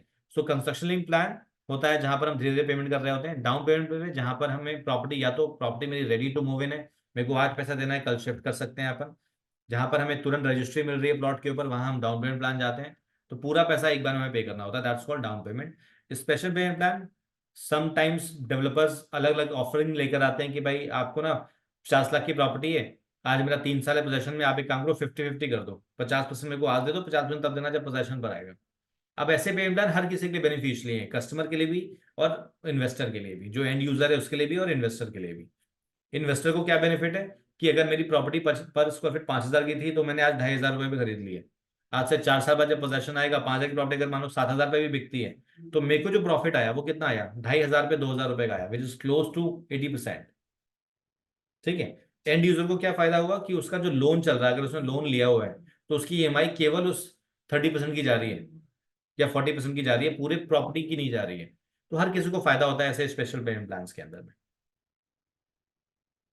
लास्ट इज आपका assured return payment plan. Assured return payment plan majorly आता है जब हम कोई कमर्शियल प्रॉपर्टी की बात कर रहे होते हैं। सो वहां पर आज की डेट में डेवलपर एक नई फैसिलिटीज प्रोवाइड करता है कि भाई आप मेरे को ना, आपकी प्रॉपर्टी 50 लाख की है, आप मुझे ना आज 25 लाख रुपए दे दो, and I give you 10% return और 12% रिटर्न फ्रॉम डे वन और 11% रिटर्न फ्रॉम डे वन। सो उसमें कस्टमर ने क्या, बिल्डर ने क्या डील बनाई कि उसको नॉर्मली क्या होता है कि उसको वो फंड बैंक से लेकर आना है कंस्ट्रक्शन करने के लिए या डेवलपमेंट करने के लिए, तो बैंक को 10 तरह के पेपर देने हैं। यहाँ पर कस्टमर से उसको वो पैसा मिल गया इजिली, बहुत आसानी से मिल गया, और कस्टमर को एक सर्टेन टाइम तक रिटर्न दे दिया उसने। जो रिटर्न वो बैंक को देने वाला था वो उसने कस्टमर को दे दिया। सो ये होता है सर्टेन पेमेंट प्लान। कमर्शियल के अंदर मेजरली ये यूज होता है जहां पर कि हम एक सर्टेन पेमेंट, बिल्डर हमसे एडवांस ले लेता है और उसके केस में हमें ब्याज दे रहा होता है, that's called assured payment plan. अब हम आगे जो सबसे इंपॉर्टेंट पॉइंट है फॉर एवरीवन, ठीक है। अभी तक तो हम बेसिक्स की बात कर रहे थे, बट अब हम एक डेली रिचुअल की बात कर रहे हैं जो कि हर किसी को फॉलो करना है जिसको भी रियल एस्टेट के अंदर में सक्सेसफुल होना है, ठीक है। अगर कोई बंदा चाहता है कि वो मंथ के 10 लाख 5 लाख कमाए, साल की करोड़ों कमाए, तो उसके लिए उसको फुल टाइम लगना पड़ता है रियल एस्टेट के अंदर में, क्योंकि रियल एस्टेट बाहर से देखने में बहुत फ्लैशी है। हर किसी को लगता है अरे वो तो BMW लेके चल रहा है, वो मर्सिडीज लेके चल रहा है, लेकिन उस मर्सिडीज के पीछे बहुत मेहनत होती है, ठीक है। वो मेहनत क्या होती है और वो हमें समझना है। रोज के बेसिस पे जो हमारा काम है वो हमें रेगुलर करना है, क्योंकि रियल एस्टेट कंसिस्टेंसी का काम है। ऐसा काम नहीं कि आपने आज करा कल छोड़ दिया तो काम चलता रहेगा, नहीं होगा ऐसा, क्योंकि कंपटीशन बहुत है। आपने जिस मोमेंट छोड़ा कोई और अंदर आ गया तो उसने आपकी आपकी सारी की सारी मेहनत को जीरो कर दिया, ठीक है। सो ये एक छोटा सा सर्कल मैंने बनाया है जो कि मुझे लगता है कि हर किसी को फॉलो करना चाहिए। सो अभी जो इधर हमने लिखा है डेली एक्टिविटी, उसको बाद में पढ़ते हैं। पहले जो हमने बॉक्स बना रखा है उसको पहले पढ़ते हैं, समझते हैं, ठीक है। सो सबसे पहले लिखा हुआ है P200, ठीक है। सो P200 क्या होता है? 200 नाम समझ में आता है कि भाई 200, ठीक है, बट P क्या है? P is your prospects, prospects 200। अब ये प्रोस्पेक्ट कहाँ से आएगा? बिकॉज अभी तो हमने काम ही नहीं सीखा, ठीक है। सो हम एक ऐसे बिजनेस में हैं जो कि हर किसी के घर में, हर किसी के सर्कल में, हर हर किसी जिससे भी आप मिलते हो, हर कोई डिस्कशन करना चाहता है प्रॉपर्टी का। बस ये फर्क ये है कि किसी का बजट शायद 1 लाख का है, किसी का बजट शायद 100 करोड़ रुपए का है, यही डिफरेंस है, वरना हर कोई प्रॉपर्टी की बात करना चाहता है। P200 क्या होता है? प्रॉस्पेक्ट 200, वो 200 लोग जो आपके पास ऑलरेडी हैं। कहाँ है? आपके सेलफोन में। सबसे पहला काम आपको ये काम करना है कि आपको एक एक्सेल शीट बनानी है, अपने फोन को देखते हुए आप अपनी फोन की कॉन्टेक्ट लिस्ट में जाइए, वहां पर ऐसे आपको बहुत सारे लोग मिलेंगे जिनसे आप बहुत टाइम से कनेक्ट में नहीं होंगे, या वो एक अच्छी प्रोफाइल के लोग हैं बट आप उनसे बात नहीं करते, ठीक है, या आपके दोस्त यार हो सकते हैं, आपके रिलेटिव हो सकते हैं, आपकी पुरानी कंपनी का बॉस हो सकता है, पुराना सर्कल हो सकता है, एनीवन, ठीक है। सो सबसे पहले आपको एक लिस्ट क्रिएट करनी है कि बॉस ये एक बंदा है जो अच्छी गाड़ियां लेके चलते हैं, ये सारे लोगों का लिस्ट हो गया। ये कुछ लोग हैं जो बढ़िया घर में रहते हैं, या ये मेरा दोस्त है, उसके जो फादर हैं, उसके जो अंकल हैं, वो उसका बड़ा बिजनेस है, अच्छा बिजनेस काम कर रहा है, ठीक है। ऐसी आपको एक पूरी लिस्ट क्रिएट करनी है, ठीक है। क्या करना है उसको आगे वो मैं बाद में बताता हूँ, ठीक है। तो सबसे पहला काम हर किसी के लिए जिसने भी ज्वाइन करा है रियल एस्टेट, मैंने भी करा है, आज भी करते हैं, ठीक है। सो P200 आपको सबसे पहले बनाना है। It will help you to start your show, ठीक है। Second, social media update. दूसरा सबसे फर्स्ट स्टेप जब आप ज्वाइन करते हैं रीमैक्स या कहीं भी ज्वाइन करते हैं, ठीक है, सबसे पहले अपना जो आपका सोशल मीडिया है उसको एक्टिवेट करो। उस एक्टिविटी पे आप अपने बारे में बताओ कि boss now I am into this business. और रियल एस्टेट तो भाई रेफरेंस का बिजनेस है। जब तक आपके रेफरेंस को, जब तक आपके लोगों को, आपके दोस्त को, आपके कलीग को, आपके रिलेटिव को पता नहीं होगा कि boss you are into same business, you are into real estate, आपको कहां से आएगा रेफरेंस? रेफरेंस कौन देता है? जो मुझे जानता है। अगर उनको यही नहीं पता कि मैं रियल एस्टेट बिजनेस में हूं, उनको कैसे पता चलेगा? ठीक है। तो सबसे पहले अपने सोशल मीडिया को एक्टिवेट करिए। आपका फेसबुक है, इंस्टाग्राम है, टिंडर है, या आपका लिंक्डइन है, what ever you have updated about real estate, कि आप रीमैक्स के साथ रियल एस्टेट पोर्टफोलियो में काम करते हो आप। और अच्छी बात क्या है हमारे साथ, हमारे नेटवर्क के साथ, कि आपका दोस्त, आप हो सकता है आप हैदराबाद बैठे हैं, या आप कोची बैठे हैं, या आप तमिलनाडु बैठे हैं, आपका दोस्त हो सकता है दिल्ली बैठा है। तो इसमें बिल्कुल टेंशन की बात नहीं है। Being into Remax, you can sell any location because we have our partners everywhere in the country. तो जहां पे भी आपका दोस्त है, जहां पर भी आपका रेफरेंस है, जो प्रॉपर्टी लेना चाहता है, प्रॉपर्टी के बारे में बात करना चाहता है, आप वहां के एजेंट को कनेक्ट करिए, आप वहां के बीओस को कनेक्ट करिए। सारे के सारे लोग ऑलरेडी अवेलेबल हैं वेबसाइट्स पे, आप उनको डायरेक्टली वहां से सर्च करके वहां तक पहुंच सकते हैं, ठीक है। सो जो लीड आपके लिए जीरो है, जो रेफरेंस आपके लिए जीरो है, वो आपको 2 पैसे कमा कर देने वाली है, ठीक है। रीमैक्स के अंदर रेफरेंस बिजनेस बहुत पॉजिटिव होता है, बहुत अच्छा चलता है, हम ऑलरेडी करते हैं, आपको भी प्रैक्टिस में रेगुलर लेकर आना है। तो कोई भी लीड, कोई भी रेफरेंस आपका वेस्ट नहीं जाएगा। क्यों? क्योंकि हो सकता है कि आपके लिए वो बहुत इंपॉर्टेंट नहीं है, क्योंकि आप तो तमिलनाडु बैठे हो और अगला जो बंदा है वो बैठा है बैंगलोर के अंदर में, बट जो बंदा बैंगलोर में बैठा है एज एन एजेंट, उसके लिए वो फुल टाइम बिजनेस है। वो उसको पूरी तरीके से फैसिलिटेट करेगा और उसको बिजनेस को क्लोज करने में कोशिश करेगा। और दैट टू जब वो आपका रेफरेंस है तो आपसे बेहतर वो बात कर पाएगा। क्यों? क्योंकि उसको एक ट्रस्ट ऑलरेडी डेवलप हो रखा है कि भाई उसके रेफरेंस से आया हुआ बंदा, ठीक है। तो सोशल मीडिया आपके सर्कल को अपडेट होना बहुत जरूरी है। Third is training. पढ़ाई हम बचपन से करते आ रहे हैं, अब हमें पढ़ाई अपने डेली रूटीन के लिए करनी है। अब ये ट्रेनिंग किस तरीके की हो सकती है? कुछ भी हो सकती है। डजेंट मैटर कि आप जाके बिल्डर के पास जाके प्रोजेक्ट को स्टडी करो, नहीं, ऐसा कोई जरूरी नहीं है। आप पेपर उठा के पेपर पढ़ो, आप कोई जूम कॉल, कोई सेमिनार हो रहा है वो अटेंड करो, ठीक है। कोई प्रोजेक्ट मीटिंग्स हो रही है उनको अटेंड करो। Training is the most important part, knowledge is the most important part in real estate. क्यों? क्योंकि जो भी प्रॉपर्टी आप बेचने जा रहे हो ना, टेक एन एग्जाम्पल, अगर किसी क्लाइंट के साथ आपने 1 घंटा बिताया, तो उस 1 घंटे में शायद प्रॉपर्टी की बात 10 से 15 मिनट होने वाली है। रेस्ट 45 मिनट इस बारे में बात होने वाली है कि उस प्रॉपर्टी का फ्यूचर क्या है, उस प्रॉपर्टी का ग्रोथ क्या है, उसमें उस लोकेशन पे नया डेवलपमेंट क्या है। बट वो आपको पता तब चलेगा जब आप उस सराउंडिंग के बारे में बात कर पाओगे। हो सकता है कि वो आप गए थे, आप रियल एस्टेट से हो, वो बंदा आईटी का बंदा है। अब अगर मैं उसको उससे उसके प्रोफेशन से रिलेट कराते हुए डेवलपमेंट नहीं बताऊंगा, he is not going to buy it. उसको इसको ये रिलेट करना पड़ेगा कि बॉस आप आईटी सेगमेंट के हो, वहां पर बहुत सारा नया कंपनीज खुलने वाला है, आपके लिए बहुत सारी अपॉर्चुनिटीज आएगी। आपको छोड़ो, और जो आईटी प्रोफेशनल्स हैं उनके लिए वो अपॉर्चुनिटीज है। तो कल को अगर आपको रेंट पे भी चढ़ाना होगा तो वहां बहुत सारे लोग काम करने आने वाले हैं। और वो कब आएगा? जब आपके लिए वो पूरा सर्कल खुला रहेगा, ठीक है। So training is super super super important. Broadcast list I believe हर कोई यूज करता होगा, नहीं यूज करता है तो जरूर यूज करें। अब जो हमने P200 बनाया था उसको हम यहाँ यूटिलाइज करेंगे, ठीक है। तो व्हाट्सएप के अंदर ब्रॉडकास्ट लिस्ट का एक ऑप्शन आता है जहां पर आप मैक्सिमम 256 लोगों को ऐड कर सकते हो, ठीक है। मैं तो 200 की ही लिस्ट बनवाई थी। मेरे फोन में आज भी कम से कम 1500 लोगों की लिस्ट है, जो मैंने 250 करके ऐसे 6-7 लिस्टिंग बना रखी है। ठीक है, for example I show you. So this is WhatsApp, यहाँ पे गए हम चैट पे, ऊपर आए ब्रॉडकास्ट लिस्ट पे। अगर ये दिख रहा हो आप लोगों को, जस्ट अ सेकेंड, नहीं दिख रहा है, सॉरी। बट आप अगर थोड़ा बहुत ग्लिम्स देख रहे हैं तो यहाँ देखो सामने सारे रिसिपिएंट लिखा हुआ है, नंबर्स लिखे हुए हैं 256, 146, 240 ऐसे लिखे हुए हैं, राइट। तो ये सारी मेरी ब्रॉडकास्ट लिस्ट है। मैं डायरेक्ट सेल्स में नहीं हूँ, लेकिन हूं तो सेल्स का ही आदमी। ठीक है, जब भी कोई नई अपॉर्चुनिटी आती है, मैं कुछ नहीं करता हूँ, उसका एक क्रिएटिव जो बनकर आता है मेरे पास, मैं वो क्रिएटिव उठा के इस पूरी लिस्ट पे फ्लोट कर देता हूँ। ठीक है, बिना कुछ करते हुए भी लास्ट 1 साल में मैंने 6 से 7 सेल्स करी हैं, क्लोज टू 60 लाख रुपीज का बिजनेस करा है, जाकि मैं सेल्स में नहीं हूं, I am not into sales.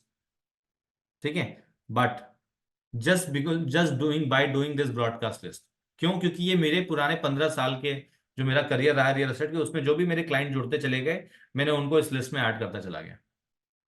अब जो बंदा हो सकता है जिसको मैंने आज से 10 साल पहले बेचा था, आज वो शायद नया बाय कर सकता है, बट चूंकि आई am not into regular discussion with him, but he is into my connect list, तो ये मैं जब भी उसको शेयर करता हूँ वो उसको मिलता है। अच्छा, दूसरी चीज कि वो उसको तभी डिलीवर होगा जब उसका नंबर आपका नंबर उसके फोन में सेव होगा। ठीक है, तो जिनसे भी हम बात करते चलते हैं उनको हमें अपना नंबर सेव कराते चलना है और इस ब्रॉडकास्ट लिस्ट में डालते चलना है। बहुत हेल्प करता है, ट्रस्ट में। जब भी कोई नया प्रोजेक्ट आए, जब भी कोई नई इन्फॉर्मेशन आए, जरूर शेयर करो। ठीक है, फिर आ जाता है CP50। अब अभी तो P200 की बात होती है, अब CP50 क्या है भाई? तो 50 नंबर है ये। ठीक है, ये 50 वो नंबर है जिनको आप जानते हो जो ऑलरेडी रियल एस्टेट बिजनेस में काम करते हैं। ठीक है, CP मतलब चैनल पार्टनर 50। ठीक है, ऐसे लोगों के साथ आपको जुड़े रहना है, because you are into same business. आप जितने ज्यादा हो सकते हैं व्हाट्सएप ग्रुप्स में ज्वाइन करिए जो रियल एस्टेट से रिलेटेड बातें करते हैं। ठीक है, वहां पर होता क्या है, वहां पर बहुत सारी इन्वेंटरीज आती रहती हैं। कल को आपकी कोई क्लाइंट की रिक्वायरमेंट है, आपने वहां पर रिक्वायरमेंट डाल दी, जिस किसी के पास होगा वो आपको उस पर रिवर्ट करेगा। कल को आपके पास कोई मैंडेट प्रोजेक्ट आता है, आपने वो मैंडेट प्रोजेक्ट वहां पे डाला और उनको इन्वाइट किया कि बॉस आओ, ये साइट है, ये ऑफरिंग है, मैं आपको ये सपोर्ट करूंगा, आइए बैठिए बात करते हैं, बिजनेस करते हैं। रियल एस्टेट नेटवर्क का बिजनेस है, और अगर हम नेटवर्क क्रिएट नहीं करेंगे तो अपन डेवलप नहीं करेंगे। एक बहुत बहुत बढ़िया लाइन है कि your network is your net worth, right. So अगर मैंने वो नेटवर्क बिल्ड नहीं करा है तो कमाएंगे कैसे? ठीक है, last is the event. Event क्या होता है? शादियां। हमारी शादियां इवेंट्स हैं, 1000 लोग आते हैं, 2000 लोग आते हैं। ठीक है, हम पार्टीज करते रहते हैं, दैट इज इवेंट। हम BNIs, बहुत सारे लोग BNIs करते होंगे, जैसे हम शुभ्रत भाई, he is one of the BNI member, so BNI में जाते हैं वो, या एनी टाइप ऑफ इवेंट्स। आपका यार, आपका कोई सर्कल है जो किसी कंपनी के अंदर में एडमिन है या किसी कंपनी में काम करता है, आप वहां पर उनसे टाइम ले लो, वहां पर एक स्टैंडी लगवा लो, वहां पर एक कैनोपी लगवा लो, या आपके अभी जैसे होली का टाइम आ रहा है, होली के बहुत सारे इवेंट्स होंगे, राइट, होली के बहुत सारे फंक्शंस होंगे, उसमें टाइम ले लो, उसमें मिलने चले जाओ। वहां पर आपने एक स्टैंडी लगा ली या कैनोपी लगा ली, वहां पर बात करो। कुछ भी इवेंट हो सकता है, आपको उसमें पार्टिसिपेट करने का, नेटवर्किंग करने का। ठीक है, जितना ज्यादा आप लोगों से मिलेंगे उतना अच्छा बिजनेस निकल कर आएगा। ठीक है, तो जिस तरीके का इवेंट, आप इसके अलावा और इवेंट्स कैसे होते हैं जो प्रोफेशनली हम भी करते हैं, जैसे बिल्डर्स इवेंट होते हैं, प्रॉपर्टी इवेंट्स होते हैं, हम इंटरनेशनल प्रॉपर्टी शोज करते हैं, उसमें तो आपको पार्टिसिपेट करने का ही है। अपार्ट फ्रॉम दैट बाकी जितने इवेंट्स, आप जितने ज्यादा इवेंट आप कर सकते हैं, आपका टारगेट होना चाहिए कि हर महीने मेरे को एक इवेंट तो करने का ही है।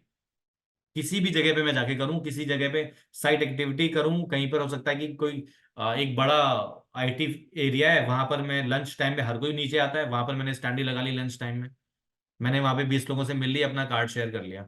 जब भी रिक्वायरमेंट होगी दे कैन कनेक्ट। मैं नहीं कह रहा कि वो पहले दिन आपकी सेल होने वाली है, नहीं, ऐसा नहीं होने वाला, बट आपका कार्ड वहां तक पहुंचा, हो सकता है उस 50 लोगों में से एक बंदा आपको पलट के कॉल कर दे, और एक जब क्लोज होगा तो उसके रेफरेंस से 4 और क्लोज होंगे भाई, उस एक को सर्विस देने का है।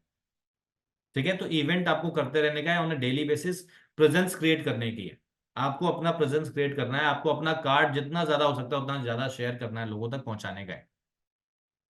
ठीक है, अब हम आते हैं ये जो बेसिक हमें रोज करना है, ये सब तो हो गए जो हमें लाइफ टाइम ही करते रहने का है। ये हमारा हो गया कि दिन का मेरा रूटीन क्या होना चाहिए। ठीक है, तो सबसे पहला, जो भी प्रोजेक्ट आप फोकस करते हैं, जो भी डेवलपर के साथ आप काम करते हैं, उसका हर रोज आपको 10 मिनट देने का उसके प्रोजेक्ट के ऊपर, जिससे कि उस प्रोजेक्ट की आपके बारे में पूरी इंफॉर्मेशन आपके पास हो, कि अगर आप सुबह 6 बजे आपको कोई कॉल आए, ऐड कॉल, और आप सो रहे थे उस टाइम पे, तो उस टाइम सोते वक्त भी आप उसकी पूरी इंफॉर्मेशन उसको दे पाए। ये जब तक आपका ये ना हो जाए तब तक आपको ये चीजें पढ़ते रहने का है, उस साइट के विजिट करने का है, उसको कहाँ से क्लाइंट को विजिट करानी है, क्यों विजिट करानी है, कब विजिट करानी है, what is the right time to do the visit, हर चीज आपको समझते चलने का, दैट इज कॉल्ड स्टडी। ठीक है, क्यों? क्योंकि प्रोजेक्ट दिखाते वक्त आपको ये पता होना चाहिए कि क्या नहीं दिखाना है। दिखाने से ज्यादा जरूरी यह है कि क्या नहीं दिखाना है, ये पता होना चाहिए, और ये पता तब होगा जब आप उसके बारे में पढ़ेंगे, उसके बारे में स्टडी करेंगे, तभी पता होगा। ठीक है। Second is the focus project training, again हम सेम बात कर रहे थे। Third is the fresh calling every day, 50 लोगों को, नए लोगों को हर रोज कनेक्ट करो। ठीक है, इससे अच्छा सीखने का तरीका रियल एस्टेट के अंदर में नहीं है, क्योंकि हमारा बिजनेस नए लोगों से होता है, और जितने ज्यादा आप नए लोगों से बात करेंगे उतने नए प्रोस्पेक्टिव आपके पास आएंगे, उतने नए क्वेश्चंस आपके पास आएंगे। जब क्वेश्चंस आएंगे तो क्वेश्चन के लिए आप काम करेंगे, आप हमें परेशान करेंगे, अपने बीओ को परेशान करेंगे, और जब वो परेशान करोगे आप, तभी आपको उसका आंसर मिलेगा, और जब आंसर मिल जाएगा तो अगली बार क्वेश्चन आएगा तो आपको किसी के पास आना नहीं पड़ेगा, खुद से आंसर कर पाओगे। कॉलिंग से ज्यादा अच्छा तरीका नहीं है सीखने का, बेस्ट तरीका है। 50 मैंने बहुत लिमिटेड नंबर डाला है, एवरेज कॉलिंग जिन कंपनीज में हमने काम करा है वहां पे बेसिक मिनिमम कॉलिंग 150 होती थी, और सम टाइम जब हम स्पेशली बोलते थे आज कॉलथन है, तब 250 नंबर पे कॉलिंग होती थी। ठीक है, तो ये तो ऐसा नंबर है जो 1 घंटे में पूरा हो जाता है। Follow up on the prospect, जब मैंने कॉलिंग करी तो ऑब्वियसली कुछ ना कुछ रिजल्ट आया होगा। ठीक है, सो कॉलिंग एक दिन मेरे को बहुत जोश था, मैंने 200 नंबर डायल कर दिए, मेरे को उसमें से 20 नंबर मिल भी गए। अब अगले दिन मैंने उनको फॉलोअप ही नहीं करा, या मैंने उनकी जो रिक्वायरमेंट है उस पर काम करके उनको बताया नहीं, तो जो पिछले दिन की मेरी पूरी मेहनत थी सब जीरो हो जाती है। इसलिए कहते हैं रियल एस्टेट रेगुलर लोगों का काम है, पार्ट टाइम लोगों का काम नहीं है। ठीक है, क्योंकि पार्ट टाइमर ये प्रॉस्पेक्ट को फॉलो करना भूल जाता है, क्योंकि वो किसी और काम में व्यस्त है। ठीक है।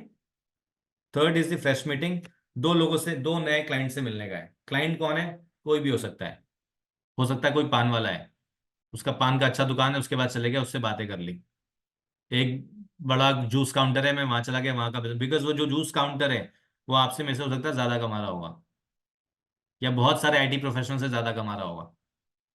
ठीक है, तो ये जो मीटिंग है ये किसी से भी हो सकती है, आपके दोस्त के साथ भी हो सकती है, बढ़िया शाम को बियर लेके उसके साथ बैठा, डिस्कशन कर, बियर भी पी ली और डिस्कशन भी हो गया, बता दिया कि भाई मैं अब रियल एस्टेट कर रहा हूँ, कुछ भी चाहिए हो, या तेरे ऑफिस में किसी को कुछ चाहिए हो तो मुझे बताइए, या तेरे घर में किसी को कुछ चाहिए हो तो बताइए। तो ये फ्रेश मीटिंग है, कुछ भी तरीके की मीटिंग हो सकती है। ठीक है। वीकली 5 क्लाइंट साइट विजिट, अब ये जो क्लाइंट साइट विजिट है, ये जो हमने पूरे हफ्ते अगर मैं ये 5-6 काम कर रहे हैं, तब मैं 6वें दिन 7वें दिन साइट विजिट की बात कर रहा हूँ। ठीक है, तो साइट विजिट क्या है कि जो भी प्रॉपर्टी में फोकस कर रहा हूँ क्लाइंट को दिखाने का है, फोन पे प्रॉपर्टी नहीं बिकती। ठीक है, जब भी आप कॉलिंग कर रहे हैं, जब भी लोगों को बात कर रहे हैं, बता रहे हैं, उनको आपको मीटिंग के लिए पुश करने का है। जब तक आप मिलेंगे नहीं, साइट विजिट प्लान नहीं होगी, और जब तक साइट विजिट प्लान नहीं होगी कोई क्लोजर नहीं होने वाला। केवल कॉलिंग करके कोई बिजनेस नहीं होता। ठीक है, आपको टारगेट बनाने का है कि मेरे को वीक के अंदर में 5 नई लोगों को साइट विजिट करानी है, घुमाने ले जाओ। ठीक है, कोशिश करना उनकी गाड़ी में लेके जाओ, क्योंकि जब आप उनकी गाड़ी में लेके जाओगे तो वो स्पेसिफिक फोकस होके जाएगा, जब वो आपकी गाड़ी में जाएगा तो आपके साथ टहलने निकला है। ठीक है, तो ट्राई करो कि वो अपने गाड़ी में जाए, अपनी कार में जाए, अपना एक्सपेंस लगाए उस क्लाइंट, उस साइट को विजिट करने के लिए। जितना, जितनी विजिट्स क्लाइंट की कार में आप जाओगे या क्लाइंट के साथ जाओगे, उतना प्रोडक्टिव होगा। जितनी आपने अपनी तरफ से विजिट्स कराई होंगी, उसमें बहुत सारे लोग घूमने भी निकलते हैं सैटरडे संडे की, चलो आज टहल कर आते हैं, मार्केट देख कर आते हैं। ठीक है, लास्ट और सबसे इंपॉर्टेंट, प्रमोट योर सेल्फ, जिसकी हम पूरे सिस्टम में बात करते हैं, रीमैक्स की बात करते हैं, तो हम प्रमोशन की बात करते हैं। अपने आप को प्रमोट करो, बाकी सब गया तेल लेने। अपने आप को प्रमोट करो, अपने अपनी जितनी ज्यादा प्रेजेंस आप मार्केट में क्रिएट करोगे, उतना ज्यादा आपको रिजल्ट निकल कर आएगा। जितनी ज्यादा आप नेटवर्किंग बिल्ड करोगे, उतनी ज्यादा आपको रिजल्ट निकल कर आएगा। तो your networking is your net worth. ठीक है, और वो तब होगी जब आप अपने आप को प्रमोट करेंगे। सो बढ़िया अपना पेज बनाओ, अपना ऑफिशियल पेज बनाओ, उस ऑफिशियल पेज पे आप हर रोज कुछ ना कुछ अपडेट डालो। एक अपडेट तो मैं ही हर रोज देता हूँ आपके बिजनेस एसोसिएट ग्रुप पे, हर रोज मैं कोई ना कोई न्यूज डालता हूँ। कुछ नहीं करना है, वही उठा के अपने पोस्ट पे डाल देने का है, कुछ उसमें अपनी तरफ से कुछ लाइन ऐड कर दी। आजकल तो चैट जीपीटी का जमाना है। ठीक है, तो जरूर अपने आप को प्रमोट करिए, अपने बारे में लोगों को बताइए कि you are into what business. जब तक आप नहीं बताएंगे, किसी को सपना नहीं आने वाला कि boss he is into real estate. और आपको दुख तब होगा जब आपका सर्कल का बंदा या आपका दोस्त किसी और से प्रॉपर्टी खरीद लेगा, जहां पे आप बढ़िया 2 लाख रुपए बनाने वाले थे और वो किसी और से ले गया। क्योंकि ऐसा होता है, सबके साथ होता है, I am also one of them. तो ये सबके साथ होता है, सो मैं नहीं चाहता आपके साथ भी हो। तो प्लीज प्रमोट योर सेल्फ, अपने बारे में हर किसी को बताइए कि आप क्या करते हैं। ठीक है। Vera, vera is like authority. अच्छा, यहां तक सब कुछ क्लियर है? कुछ क्वेश्चन, कोई डाउट? क्लियर है सर। डन, आगे बढ़ते हैं। सो रेरा, रेरा एक अथॉरिटी डिजाइन हुई। जब से रेरा आया है हम लोगों का भविष्य सुधर गया है। सो रियल एस्टेट रेगुलेटरी अथॉरिटी, इसमें बेसिक पर्पस क्या है? 2016 में एग्जिस्टेंस में आया, 17 से इन्होंने चालू कर दिया, मई 2017 से ये ऑपरेशन में आया। जब से 2017 के बाद आया, तब तक उससे पहले क्या होता था कि कोई ऐसी अथॉरिटी नहीं थी जो बिल्डर्स को या आगे लोगों को ट्रैक कर रही हो या उनकी डेवलपमेंट के बारे में कोई किसी को आंसरेबल नहीं था। But after coming into existence RERA, सब हर चीज तब से रूल रेगुलेशन के साथ आने लगा। हर किसी को कोई भी प्रोडक्ट लॉन्च करने से पहले रेरा सर्टिफिकेट लेना मैंडेट कर दिया गया है। रेरा सर्टिफिकेट क्यों लेना होता है या उसके अंदर क्या पेपर्स होते हैं? हर तरीके की एनओसीज उनको वहां डिपॉजिट करनी पड़ती है कि आपका प्रोजेक्ट करने से पहले जो जो आपने प्लान्स बनाए हैं, आपका साइट प्लान, आपका फ्लोर प्लान, आपका सॉइल टेस्ट, आपका एनओसी, हर चीज आपको डिपॉजिट करनी होती है रेरा के अंदर में। देन रेरा आपको सर्टिफिकेट इशू करता है और उसके बाद आप प्रोजेक्ट को मार्केट में ओपन करते हैं सेल करने के लिए। तो रेरा आने के बाद आपकी सिक्योरिटी बढ़ गई। सिक्योरिटी इसकी बढ़ गई कस्टमर की, कि कस्टमर को आप प्रोडक्ट खरीदने से पहले उसको केवल ये चेक करना है कि रेरा ने कोई सर्टिफिकेट है कि नहीं। अगर रेरा सर्टिफिकेट है तो रेरा की कमेटी ने सब कुछ चेक कर लिया होगा, मेरे को टेंशन लेने की जरूरत नहीं है। ठीक है, तो सिक्योरिटी बढ़ गई, ट्रांसपेरेंसी बढ़ गई। कैसे बढ़ गई? कि अब बिल्डर को ही मेंशन करना पड़ता है कि बॉस वो क्या काम करने वाला है, ठीक है, क्या क्या फैसिलिटीज वो वहां देने वाला है। ठीक है, तो ट्रांसपेरेंसी बढ़ जाती है, डील की फेयरनेस बढ़ जाती है कि आप जो डील करने वाले वो क्लियर है कि नहीं। कल को कोई डाउट है आप रेरा पे केस कर दे सकते हैं। क्वालिटी बढ़ जाती है क्योंकि अब मेंटेन कर दिया है कि 4 साल आपको मेंटेन करने का है, तो बिल्डर पहले से ही अच्छा सामान लगा के चलता है, कूड़ा नहीं लगाता। ऑथराइजेशन बढ़ जाती है एज एन कस्टमर, कि मेरे पास पावर है, कल को तुम भी कुछ कुछ भी गलत करोगे बॉस तो I have one special location जहां पर मैं जाके आपकी कंप्लेन करूंगा और विद इन 90 डेज आपका आंसर आता है। 90 days is a deadline for any RERA case for the solution. ठीक है, सो रेरा इज द अथॉरिटी जो चीजों को रेगुलेट कर रही है। अब हम आए थे होम लोन पे। होम लोन बहुत ज़्यादा रिक्वायरमेंट नहीं है हर किसी को, बट हर किसी को इतना पता होना चाहिए कि एक क्लाइंट की एलिजिबिलिटी कैसे निकालनी होती है। बिकॉज एलिजिबिलिटी ना निकालने के चक्कर में केस 1-2 दिन डिले हो जाता है। बैंकर को हम कनेक्ट करते हैं, वो नए बैंकर को कनेक्ट करता है। ठीक है, इसमें 2 दिन निकल जाता है। हो सकता है उस 2 दिन में किसी और रियल एस्टेट के बंदे ने उसको कॉल कर लिया और हमारी डील खराब कर दी। तो आपको बेसिक पता होना चाहिए कि होम लोन में क्या होता है। ठीक है, तो होम लोन के लिए सबसे पहले कि डॉक्यूमेंट्स क्या रिक्वायरमेंट होते हैं। बहुत बेसिक डॉक्यूमेंट होते हैं, हर किसी आप लोग लिख लें या आपको पता होगा या गूगल कर लीजिएगा। तो लास्ट, अगर कोई सैलरीड बंदा है तो लास्ट 3 महीने की सैलरी स्लिप, लास्ट 6 मंथ का बैंक स्टेटमेंट, लास्ट 2 साल का फॉर्म 16 नहीं है तो 3 साल का आईटीआर और उसका केवाईसी डॉक्यूमेंट। बस, केवाईसी क्या हो जाता है? पैन कार्ड, आधार कार्ड, जो भी एड्रेस प्रूफ, आईडी प्रूफ, ये हो गया केवाईसी। इतनी चीजों की रिक्वायरमेंट होती है लोन लेने के लिए। ठीक है, तो जब भी आप किसी कस्टमर के साथ क्लोजर पे बैठे हैं और वो लोन की बात कर रहा है तो आपको पहले दिन इसको ये बता दो कि भाई साहब ये चीजें हैं ना आपके पास, नहीं है तो पहले उसको क्लियर कर लो, बाद में अपनी मेहनत करो। ठीक है, जो भी कोई लोन की बात करता है पहले उसको यहाँ पर क्लियर करना जरूरी होता है। ठीक है, सो अब हम बात कर रहे हैं एक प्रोफेशनल की, कि भाई एक बंदा, हमने एक एग्जाम्पल सेट करा है कि एक बंदा सैलरीड बंदा है, उसका 1 लाख रुपए पर मंथ का पैकेज है, मतलब साल का 12 लाख रुपए का पैकेज है। ठीक है, क्लाइंट प्रॉपर्टी परचेज करना चाहता है, होम लोन लेना चाहता है मैक्सिमम। ठीक है, क्लाइंट ऑलरेडी 10,000 रुपए की ईएमआई पे कर रहा है सम लोन, मतलब कोई भी मान हो सकता है भाई गाड़ी लियो, वो गाड़ी का लोन पे कर रहा हो 10,000 रुपए का, या हो सकता है कोई छोटा स्टूडियो अपार्टमेंट ले रखा हो, उसकी ईएमआई जा रही है 10,000 रुपए की। Client want to purchase the property of 70 lakh रुपए, 70 लाख रुपए की प्रॉपर्टी उसने देखी है, हमने दिखाई है as an real estate consultant, मैंने उसको 70 लाख की प्रॉपर्टी दिखाई है। वो लोन लेना चाहता है, उसकी 10,000 की ऑलरेडी ईएमआई चल रही है। ठीक है, उसका महीने का पैकेज है लाख रुपए का। अब मेरे को ये कैलकुलेट करना है कि बस उसके लाख रुपए पे कितना लोन अवेलेबल है, उसकी एलिजिबिलिटी कितनी है। 2 तरीके से लोन एलिजिबिलिटी कैलकुलेट होती है, एक प्रॉपर्टी वैल्यू पे, दूसरा बंदे की अपनी फाइनेंशियल कैपेबिलिटी पे। प्रॉपर्टी वैल्यू के हिसाब से कैसे होता है कि अगर वो 30 लाख से कम की प्रॉपर्टी है तो 90% तक लोन बैंक प्रोवाइड करता है। ये आरबीआई के नॉर्म से कोई बदलता नहीं है। ठीक है, so below 30 lakh 90% loan, below 75 lakh 80% loan, या 85% भी हो जाता है। After 75 it is 75%। ठीक है, ये बेसिक टर्मिनोलॉजीज है, आरबीआई नॉर्म्स है, उसको हर कोई उसी तरीके से फॉलो करता है। ठीक है, तो ये एक एग्जांपल मैंने दिया है, उस एग्जांपल को हम कैलकुलेट करेंगे आगे जगह पे। ठीक है, सो बैंक ये कहता है कि बस जो भी आपकी सैलरी है उस सैलरी का 55 to 60%, ठीक है, आप ईएमआई पे कर सकते हैं।